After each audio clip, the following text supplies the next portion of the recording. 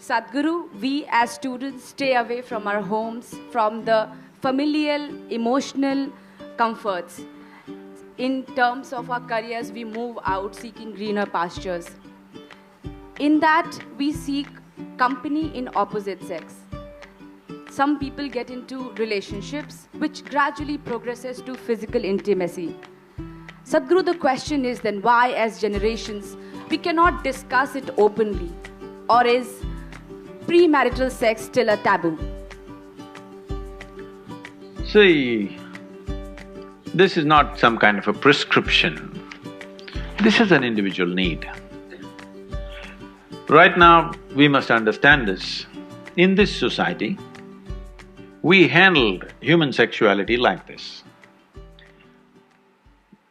Before a girl attains puberty, they are named. This is the boy you're going to marry at the age of 6 or 7. They don't marry, but they keep telling him, your uncle's son, this guy, you're going to marry him, you're going to marry him. They're telling him, you're going to marry her. So they have not seen each other, they have not met each other, they have nothing going, but emotionally they're being bound. Before they touch each other physically, they want them to be emotionally bound in a strong way. So this is the technique of the culture, how they dealt with it. So when you become or attain to your puberty, when your body blossoms into certain possibilities, now your emotions are already with somebody. So you handle your body, you don't go wild because your emotions are already attached to somebody. So by the time they're 15, 16, the girl gets married. By the time they're 17, 18, the boy gets married. They get into agriculture or business or whatever, their activity.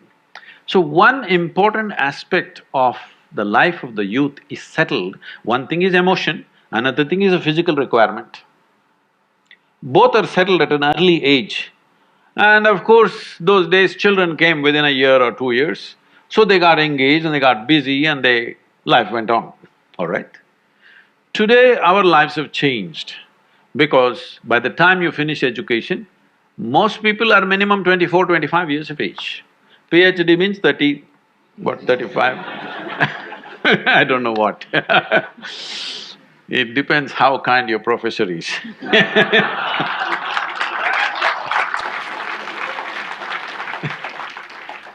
So, let us say average education time is 25 years of age. By the time they get employment and settle down somewhere to reasonable financial security, 30 years of time, all right? The peak of human hormonal function is between 15 to 30. You're not teaching people some ascetic way to live. You're not giving them some sadhana that they're transforming their energy into some other possibility and attaining to something else. There is no such thing. And there's close proximity with the opposite sex. If you don't want to address it, then you will create an unhealthy society, very unhealthy society, which unfortunately is finding expression in violent ways in our society because we've not addressed the fundamental needs of a human being. First thing is nourishment. If nourishment is taken care of, you must understand, nourishment is survival.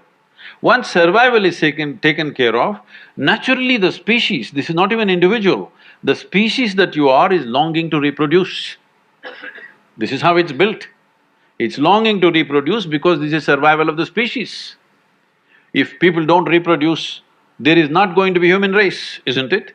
So, your body and your mind plays many tricks, and how when you look at somebody, you suddenly think they're the most beautiful, suddenly you think they're the most fantastic, you will discover later many things.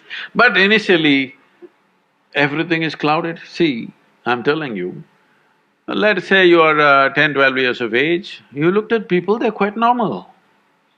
Suddenly you became 14, every little bump on somebody's body is a world by itself simply because your hormones begin to influence everything.